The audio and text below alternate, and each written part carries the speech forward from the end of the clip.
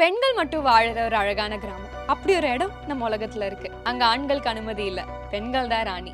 அதுதான் Umoja village. ரொம்ப சந்தோஷமான வாழ்க்கை வாழ்ந்துட்டு இருக்காங்கன்னு நான் சொன்னாலும், பல வருஷங்களா கொடுமைகள் மட்டுமே வாழ்க்கையில பார்த்த பெண்கள். இன்னொரு கொடுமையான விஷயம் இந்த ஊர்ல நடக்கிறது என்ன தெரியுமா? Female genital mutilation. இவ்ளோ பெயின்ஃபுல்லான விஷயம் வேற எதுவுமே இல்லைன்னு சொல்றாங்க அந்த ஊர் பெண்கள். இதையெல்லாம் தாண்டி இதுல இருந்து தப்பிச்சு வரணும். நமக்கு ஒரு வாழ்க்கை வேணும்னு சொல்லி துணிச்சலா ஒரு பெண் முன் வந்தாங்க. ரெபேக்கா லோலோசோலி, வீர பெண்மணி. இந்த மாதிரி ஒரு கிராமம் உருவாக்க போறேன்னு மற்ற பெண்கள் கிட்ட எல்லாம் பேசும்போது என்ன நடந்துச்சு தெரியுமா? அந்த ஊர்ல இருக்கிற ஒரு குரூப் ஆஃப் மென் எல்லாருமே சேர்ந்து நைட்ல அவங்கள போட்டு அடி அடின்னு அடிச்சாங்க. ஆனா யாருக்குமே பயப்படாம அவங்களோட முடிவுல ஸ்ட்ராங்கா நின்னாங்க. உமோஜா உருவாகி அப்படி 36 வருஷம் ஆகுது. 1990ல ஃபார்ம் ஆன ஒரு கிராமம் தான் உமோஜா. இன்னைக்கும் பெண்கள் அங்க வந்துகிட்டு இருக்காங்க.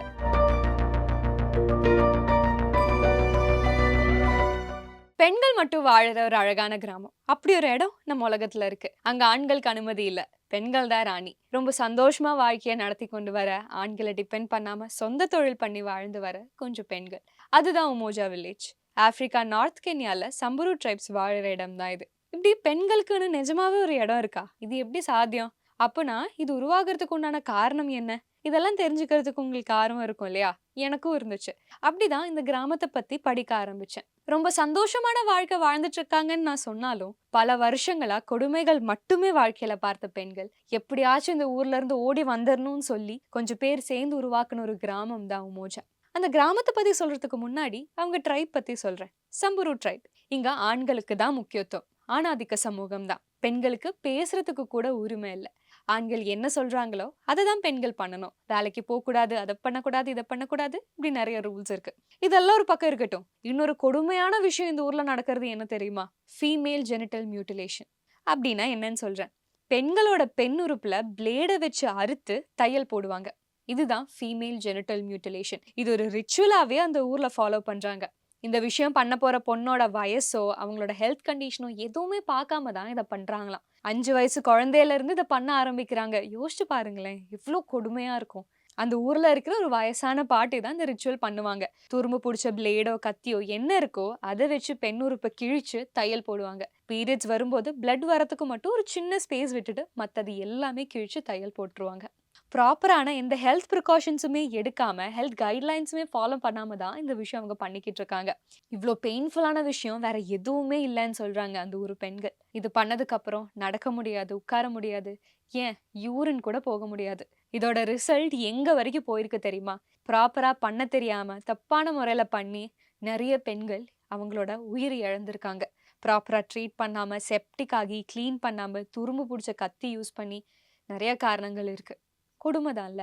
இப்போ எதுக்கு இது பண்றாங்கங்கிறதுக்கான காரணம் சொல்றேன். கல்யாணம் ஆகுறதுக்கு முன்னாடி ஒரு பெண் வேற எந்த ஆண் கூடயும் தொடர்புல இருந்துடக்கூடாது. அதாவது செக்ஸ் வச்சிருக்க கூடாது.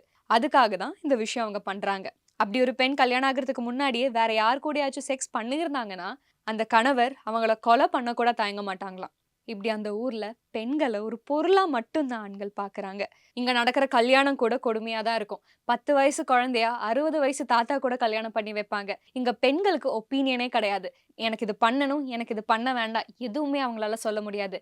ஏன் இந்த ஃபீமேல் ஜெனிட்டல் மியூட்டிலேஷன் எனக்கு வேணாங்கிறது கூட அவங்களால சொல்ல முடியாது. அது எல்லாமே சகிச்சுக்கிட்டு பொறுத்துக்கிட்டு தான் இருந்தாகணும். இன்னொரு விஷயம், இந்த ஊர்ல ஆண்களுக்கு எந்த பெண்ணை பிடிச்சிருக்கோ அவங்கள ரேப் பண்ணிடுவாங்களாம். அதுக்கு எந்த கேஸோ போலீஸோ யாருமே வரமாட்டாங்க. அவங்களோட இஷ்டம்தான். இந்த விஷயம் பெண்கள் வெளியே வந்து சொல்லக்கூட மாட்டாங்க. இப்படி தவிச்சுக்கிட்டு தான் அங்க ஒவ்வொரு பெண்களும் வாழ்ந்துகிட்டு இருக்காங்க. Physical abuse, mental abuse, rape, இப்படி என்ன கொடுமை பண்ண முடியுமோ அது எல்லாமே பெண்கள் அங்க அனுபவிச்சுட்டு இருக்காங்க. இதையெல்லாம் தாண்டி இதுல இருந்து தப்பிச்சு வரணும். நமக்கு ஒரு வாழ்க்கை வேணும்னு சொல்லி துணிச்சலா ஒரு பெண் முன் வந்தாங்க. அவங்களால தான் இன்னைக்கு ஆயிரக்கணக்கான பெண்கள் சந்தோஷமா இருக்காங்க, நிம்மதியா இருக்காங்க. ரெபேக்கா லோலோசோலி, வீர பெண்மணி. இந்த கொடுமை எல்லாமே அனுபவிச்சு ரொம்ப காலம் சகிச்சுக்கிட்டு வாழ்ந்த பெண் தான் ரெபேக்கா. ஆரம்பத்துல ரெபேக்கா இந்த மாதிரி ஒரு கிராமம் உருவாக்க போறேன்னு மத்த பெண்கள் கிட்ட எல்லாம் பேசும்போது என்ன நடந்துச்சு தெரியுமா? அந்த ஊர்ல இருக்கிற ஒரு குரூப் ஆஃப் மென் எல்லாருமே சேர்ந்து நைட்ல அவங்கள போட்டு அடி அடின்னு அடிச்சாங்க. ரொம்ப நாள் ஹாஸ்பிட்டல்லே இருந்தாங்க. ஏன் அவங்க பயந்துருவாங்கன்னு நினைச்சாங்க. ஆனா இல்ல. ஆனா யாருக்குமே பயப்படாம அவங்களோட முடிவுல ஸ்ட்ராங்கா நின்னாங்க. அப்படி உருவான ஒரு கிராமம் தான் உமோஜா வில்லேஜ். இங்க ரெபேக்கா நிறைய பெண்கள காப்பாத்தி கொண்டு வந்திருக்காங்க. ஏன் அந்த காலகட்டத்துல பிரிட்டிஷ் அஃபிஷியல்ஸ் கிட்டத்தட்ட 15 பெண்கள ரேப் பண்ணாங்க. அவங்க எல்லாருமே ஓடி வந்தது இந்த ஊருக்கு தான். யாரெல்லாம் டார்ச்சர் அனுபவிக்கிறாங்களோ, என்ன பிசிக்கல் அபியூஸ் அனுபவிக்கிறாங்களோ, எல்லாருக்குமே இந்த ஊர்ல இடம் இருக்கு. இப்படி இந்த ஊருக்கு வரும்போது பெண்கள் மட்டும் வரமாட்டாங்க. அவங்களோட குழந்தைய சேர்த்து தான் கூட்டிட்டு வருவாங்க. சரி, ஒரு கிராமம் உருவாக்கியாச்சு. ஆனா, இவங்களெல்லாம் எம்பவர் பண்ணணும். இண்டிபெண்டன்ட் ஆக்க வைக்கணுங்கிறது தான் ரெபெக்காவோட முக்கியமான குறிக்கோளா இருந்துச்சு. அதுக்கு மெயினா ஸ்டடீஸ் கொண்டு வரணும். அந்த ஊர்ல படிச்ச ஒரு முக்கியமான பெண்கள்ல ஒருத்தர் ரெபெக்காவா இருந்தாங்க. ஸ்கூலிங் தான் படிச்சிருக்காங்க. அங்க அதுவே பெருசு. அப்போ பேசிக் எஜுகேஷன் சொல்லிக் குடுக்கலான்னு சொல்லி ஒரு சின்ன ஸ்கூல் செட்டப் மாதிரிலாம் பண்ணி, குழந்தைகளுக்கும், பெண்களுக்கும் எழுத படிக்கலாம் சொல்லிக் குடுக்குறாங்க. அது மட்டும் இல்லாம செல்ஃப் டிஃபென்ஸ் தான் இன்னொரு முக்கியமான விஷயம். கண்டிப்பா இப்படி ஒரு கிராமம் உருவாக்கியிருக்காங்கன்லாம் தெரிஞ்சா, ஆண்கள் வந்து அட்டாக் பண்ணுவாங்கன்னு அவங்க தெரிஞ்சு, எல்லாருமே செல்ஃப் டிஃபென்ஸ்‌க்கு ரெடி பண்ணிக்கிட்டு இருந்தாங்க. அப்போ எவ்ளோ பேர் வந்தாலும், இந்த குரூப் ஆஃப் வுமன் எல்லாருமே சேர்ந்து திருப்பி அட்டாக் பண்ண ஆரம்பிச்சாங்க. அப்போ ஆண்கள் மத்தியில ஒரு பயம் வந்துருச்சு. அடுத்து அவங்க எப்படிதான் காசு சம்பாதிக்கிறாங்க, சாப்பிடுறாங்கன்லாம் தெரிஞ்சுக்க வேணாமா? முக்கியமா அவங்க பண்றது விவசாயம் தான்.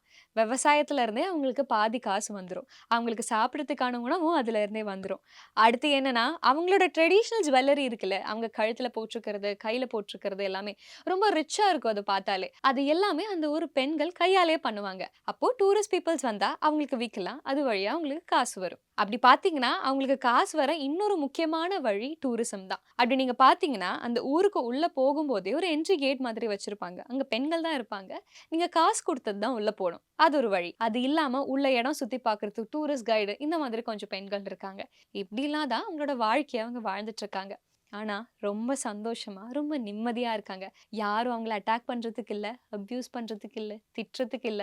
அவங்க ரொம்ப சுதந்திரமா, ரொம்ப சேஃபான பிளேஸ்ல இருக்காங்க. உமோஜா உருவாகி அப்படி 36 வருஷம் ஆகுது. 1990ல ஃபார்ம் ஆன ஒரு கிராமம் தான் உமோஜா. இன்னைக்கும் பெண்கள் அங்க வந்துகிட்டு இருக்காங்க.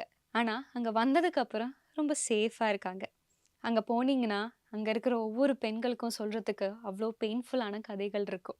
ஆனா, இன்னைக்கு அவங்க அச்சீவ் பண்ணியிருக்கிறது மிகப்பெரிய சாதனை. ரெபேக்காவோட பெயர் இன்னைக்கு உலகம் முழுசா தெரியும். அவங்களோட தைரியமும், துணிச்சலும் எல்லா பெண்களுக்குமே ஒரு ஸ்ட்ரெங்த் தான். இப்போ இந்த ஃபீமேல் ஜெனிட்டல் மியூட்டிலேஷன் பத்தி நீங்க பார்க்குறீங்கன்னா, நம்ம இந்தியாலயும் பல கிராமங்கள்ல இது நடக்குது. நம்ப முடியுதா? நார்த் இந்தியால குஜராத், மத்திய பிரதேஷ் இந்த மாரி பல இடங்கள்ல இந்த விஷயம் நடக்குது. இந்தியால மெயினா முஸ்லிம்ஸ் தான் இது பண்றாங்கன்னு சொல்லப்படுது. இதுக்கு எதிரா பல பேர் குரல் குடுத்து கேஸ்லாம் போட்டிருக்காங்க. ஆனா, அவங்களோட ஃபேமிலி ரிச்சுவல் மாதிரி இத இன்னைக்கும் ஃபாலோ பண்ணிக்கிட்டு வராங்க. இப்பவும் இத ஃபாலோ பண்ற பீப்பிள்ஸ்க்கு ஒரு நாள் இத பத்தியான புரிதல் வரும். அப்போ கண்டிப்பா நம்ம ஊர்ல மாற்றம் வருங்கிறது நம்பலாம்.